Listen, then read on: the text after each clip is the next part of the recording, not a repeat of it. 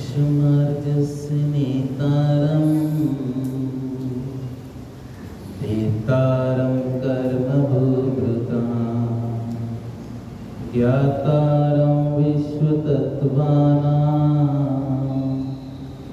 वन्दे तद्गुणलहरी वन्दे तद्गुणलहरी वन्दे तद्गुणलहरी। आदि ब्रह्मादिनाथ भगवान की, अंतिम तीर्थेश्वर महावीर भगवान की, परम पूज्य ज्येष्ठ आचार्य श्री आदि सागर महावीर कीर्ति महाराज की, परम पूज्य आचार्य श्री विमल सागर सन्मत सागर जी महाराज की, परम पूज्य अभिक्षण ज्ञान अभिगी मोक्ष शिक्षा दीक्षा गुरु आचार्य स्नेह सागर जी गुरुदेव की। बोले वात्सल्य मूर्ति युवा रत्न अतिशय योगी मनीषी सुयत्न सागर जी महाराज की जय। नई खूबी नया रंग नए अरमान पैदा कर, इस खाक के पुतले में तो भगवान पैदा कर। आचार्य महाराज ने बहुत बड़ी बात कह दी कि इस खाक के पुतले के अंदर हमें भगवान पैदा करना है, भगवान आत्मा बनाने की बात कर दी है। एक समय की बात है, एक व्यक्ति अपनी पत्नी को बोला मुझे दूध गर्म करना है। पत्नी ने कहा दूध तो ले लीजिए, पर ध्यान रखना कि मेरा ये जो अनमोल बर्तन है ये गर्म नहीं होना चाहिए, ये खराब नहीं होना चाहिए। पत्नी के कहने पर पति विचार में पड़ गया कि बर्तन जब तक गर्म नहीं होगा तो दूध कैसे गर्म होगा, और बिगर बर्तन किए हुए मैं दूध को गर्म कैसे कर पाऊंगा। पत्नी ने कहा आपको जो करना सो करे, ध्यान रखना मेरा बर्तन जलना नहीं चाहिए, गर्म नहीं होना चाहिए। पति सोचता है कि पत्नी कैसी मूर्ख जैसी बातें कर रही है। उसने गैस चालू किया और दूध की एक एक बूंद को गैस पे डालना चालू कर दिया।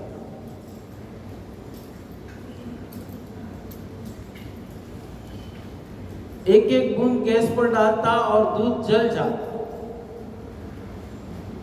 थोड़ी देर में पत्नी आई और वो देखती हैं कि मेरे पतिदेव एक एक बूंद गैस पर डाल रहे हैं और दूध जल जा रहा। पत्नी ने पति से कहा कि ये आप क्या कर रहे हैं, ये कैसी बात, क्या अनहोनी कर रहे हैं, आपका दिमाग सही चल रहा है कि नहीं चल रहा, कि आप एक एक बूंद गैस पर डाले जा रहे हैं और दूध जल जा रहा है, आप ऐसा कैसे, कि क्या कर रहे हैं। तब पति ने कहा कि तेरी मूर्खता का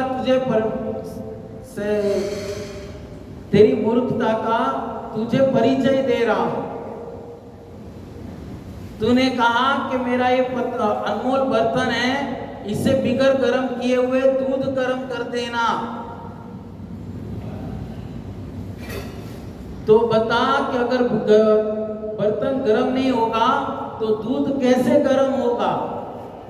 अब तुम ही बताओ कि मैंने ये बर्तन गर्म नहीं करूंगा तो दूध कैसे गर्म होगा।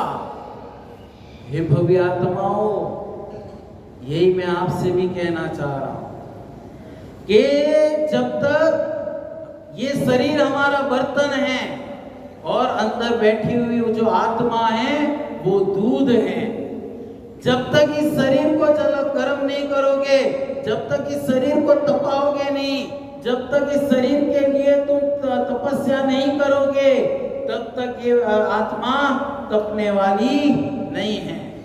और जिस दिन इस शरीर के तपाना चालू कर दिया, जिस दिन इस शरीर को तपाना चालू कर दिया, तुम्हारी आत्मा अपने आप तपने लगे। ये शरीर एक बर्तन है और जो अंदर बैठी हुई जो आत्मा है वो दूध है। इस शरीर को जल तपाना चालू कर दो। इस शरीर को अपने आप में तपाओगे नहीं तब तक ये आत्मा तपने वाली नहीं है, और जब तक आत्मा नहीं तपेगी तब तक आपका मोक्ष मार्ग भी प्रशस्त नहीं। ये भेद विज्ञान वाली बात है। अगर इसे समझ गए तो तुम्हारा कल्याण अवश्य हो जाएगा। समझने की बात है। एक समय शुभम चक्रवर्ती अपने नगर की पूरी देख रेख करने गया।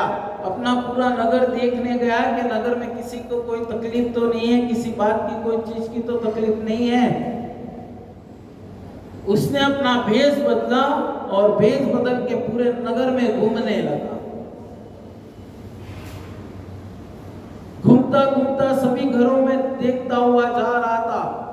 देखता देखता देखता वो एक बुढ़िया की कुटिया के पास पहुंचा।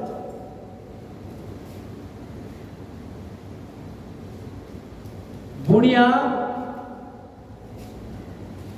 एक बर्तन लिए हुए हैं और बर्तन के अंदर वो कुछ पकाने के लिए उसने कुछ सामग्री डाली हुई है।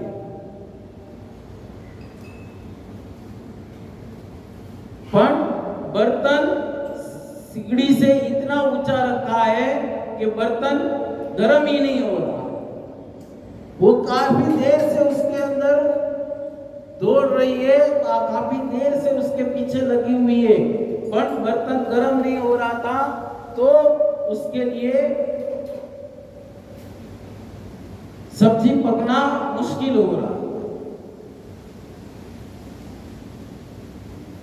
शुभम चक्रवर्ती वहां पहुंचे और उन्होंने पूरा देखा और शुभम चक्रवर्ती ने उस बुढ़िया से कहा अरे दादी, जब तक आप बर्तन को नीचे नहीं लाओगी, जब तक आप इसे तपाओगी नहीं, तब तक आपकी सब्जी कैसे बन पाएगी? कैसे हो सकता है ऐसा कुछ भी? आप थोड़ा विचार करना कि अगर बर्तन को तपाया नहीं गया तो अंदर रखी हुई सब्जी कैसे तपेगी?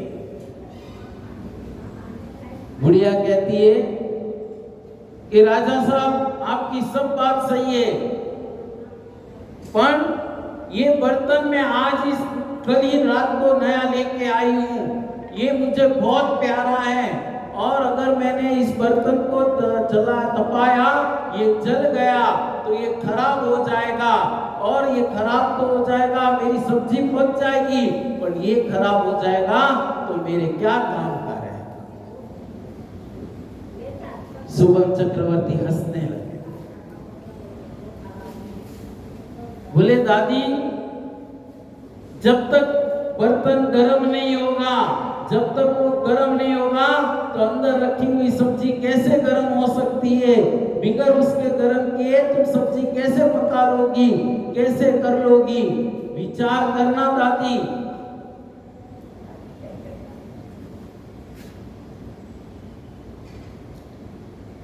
शुभम चक्रवर्ती की बात सुनकर दादी ने विचार आया कि इतना ऊंचा रखा है तो ये गर्म नहीं होगा, थोड़ा सा नीचे कर देती हूँ तो गर्म होने लग जाएगा। उसने थोड़ा सा नीचे किया, फिर भी शुभम चक्रवर्ती उस पर हंसने लग गया कि अब भी इसे भेद विज्ञान तक अभी तक समझ में नहीं आया कि मैं किस भेद विज्ञान की बात करना चाह रहा हूँ, वो इसके अभी भी समझ में नहीं आया, और ये अभी भी वही का वही मूर्ख वाली काम करे जा रहे। हम भी यही कर रहे हैं। हम भी इस संसार में घूम रहे हैं। इस संसार में घूमते घूमते और परिवारों के ध्यान रखने में, लोगों की ध्यान रखने करने में और पर के उसमें लगे हुए हैं। निज स्वरूप का चिंतन हम अभी तक कर ही नहीं पाए हैं, और जब तक हम इस निज स्वरूप का चिंतन नहीं करेंगे तब तक हमारा भी वही हाल रहेगा कि बर्तन ये शरीर है और अंदर जो बैठी आत्मा है वो अंदर रखी हुई सब्जी की तरह है कि जब तक हम इस शरीर को नहीं तपाएंगे, जब तक साधना नहीं करेंगे, तपस्या नहीं करेंगे और वेद विज्ञान नहीं कर पाए कि हमारा शरीर अलग है और ये जो बैठी हुई अंदर आत्मा है वो भी अलग है, तब तक हम हमारा शरीर को तपा नहीं पाए। 10 लक्षण पर्व आते हैं, 16 स्करण पर्व आते हैं, अनंत व्रत आता है, धूप दशमी आती है। इन पर्वों में हमें क्या कहा जाता है कि जब तक तू शरीर से भेद विज्ञान नहीं करेगा, जब तक इस शरीर और आत्मा का भेद विज्ञान नहीं कर पाएगा, तब तक तेरा आत्म कल्याण कभी हो ही नहीं सकता। आचार्य महाराज पूज्यपाद स्वामी ने भी स्टोपदेश की 10वीं नंबर की गाथा में हमें यही बताया कि वपुर ग्रह धनमदारा पुत्र मित्रानि शत्रुआ सर्वार्थानि स्वभावानि मूढ़म स्वानि पद्धति के जब तक जैसे भाई माता पिता भाई बहन पुत्र पौत्री के तरफ तुम्हारा राग बढ़ा रहेगा, जब तक तुम उनके राग में डूबे रहोगे, तब तक तुम अपने निज आत्म कल्याण का वेद विज्ञान कभी नहीं कर पाओगे। और जिस दिन तुमने उनसे सबसे परे समझ लिया अपने आप को, तो उस दिन तुम्हें ये हो जाएगा कि ओ अब तक तो मैं इन मूर्खता की तरह मेरा भाई, मेरी बहन, मेरी पत्नी, मेरा बेटा ये सभी कर रहा था। राग देश दीर्घा नेत्राकर्षण कर्मण अज्ञान तो सुचिरम जीवो संसार तो प्रमत्य। और वपुर ग्रह धनमदारा पुत्र मित्रानि शत्रुआ सर्वार्थानि स्वभावानि मूढ़म स्वानि प्रप्रपते। सब अपने स्वभाव में लीन है, सब जन अपने अपने कार्य में लीन है। जिस दिन ये भेद विज्ञान तुम्हें हो जाएगा, उस दिन तुम इस संसार से भ्रमत्व से निकल करके अपनी निज आत्म कल्याण में लग जाओ। आचार्य कह रहे हैं कि आपका परिवार आपके साथ कहां तक आए? हाँ, आपका परिवार आपके साथ मरघट तक आ सकता है, उसके आगे कोई भी आपका साथ देने वाला नहीं है। आप कितनी भी कोशिश कर लो, आप उसे कह देना कि देख भैया मेरा मरण आसन हो जाए या मेरा मरण हो जाए तो तू मेरे साथ उस अग्नि में कूद कर मरण कर लेना। अब वो जमाना नहीं रहा। पहले सती प्रथा चलती थी, अब वो सब बंद हो गया। इसके लिए अपने आप को इस भेद विज्ञान से लाओ कि मैं इस संसार में वपुर ग्रह धनमदारा पुत्र मित्रान शत्रुआ सर्वार्थानि स्वभावानि मूढ़म स्वानि पद्धति कि ये सब अपने स्वभाव में लीन है, इन्हें दूसरे का कुछ नहीं दिख रहा, खुद का स्वभाव में लीन है। हाय मेरा पत्नी, हाय मेरे बेटे, हाय उसमें करते रहेंगे, पर इनमें से इनका कोई भी साथ देने वाला नहीं है। और जब तक साथ नहीं दे सकता तो वो आपके साथ कहां तक आ सकता। ये भेद विज्ञान कर लोगे तो तुम्हारा आत्म कल्याण जरूर हो जाएगा। निज का कल्याण करने में लग जाओ, निज के स्वरूप में लग जाओ। जब तक अपने आप के भेद विज्ञान को नहीं समझोगे, तब तक आपका कल्याण होने वाला नहीं है।